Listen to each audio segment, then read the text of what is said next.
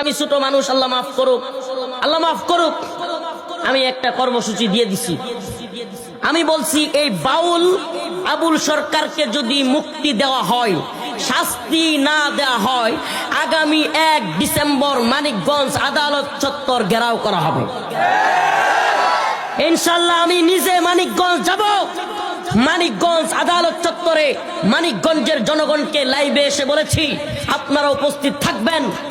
মানিকগঞ্জবাসীকে বলেছি, আলেম উলামা ছাত্র জনতা দল মত নির্বিশেষে আমার রব্বে কাবার সম্মানের জন্য, শান মান ইজ্জতের হেফাজতের জন্য এই বাউল ফাউলদের বিরুদ্ধে আমাদেরকে ঐক্যবদ্ধ হয়ে বাংলার জমিনে আওয়াজ তুলতে হবে। বাংলার জমিন নাস্তিকদের জন্য না, বাংলার জমিন শাতেমদের জন্য না, বাংলার জমিন মুরতাদদের জন্য না। শাহজালাল মুজাররদ ইয়ামিনীর জমিনে আল্লাহকে নিয়ে কটূক্তি করে এই জমিনে হাসিনা টিকতে পারে নাই, আল্লাহর বিরুদ্ধে কটূক্তিকারী কেউ টিকতে পারবে না। আল্লাহর জমিনে বাস করি, এমিয়া আল্লাহর এই যদি কটূক্তি করে, চিন্তা করছেন কোন সময়? আস্তাগফিরুল্লাহ, আমার রবকে যদি এই সমস্ত কথা বলে, তাইলে এই জমিনে থাইকা লাভটা কি? কথা বলেন না? এই এত এত মাহফিল, এত এত ওয়াজ, এত এত মাদ্রাসা, এত এত দাওরা হাদিস, হাফেজ, মুফতি, কি হবে আমাদের? আমার রবকে নিয়ে যদি কেউ কটূক্তি করে, আমার আল্লাহকে নিয়ে যদি আল্লাহর নাউজুবিল্লাহ, আল্লাহ পাক কি মানুষ রে বেটা, তুই যে এইভাবে আল্লাহর এই সমস্ত কথাবার্তা বলছিস?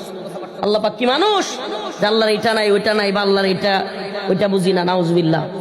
এই সমস্ত কথা বলবার পরেও এই বদমাশের পক্ষেও নাকি কোন নেতা আবার কোন দল সাপোর্ট করে।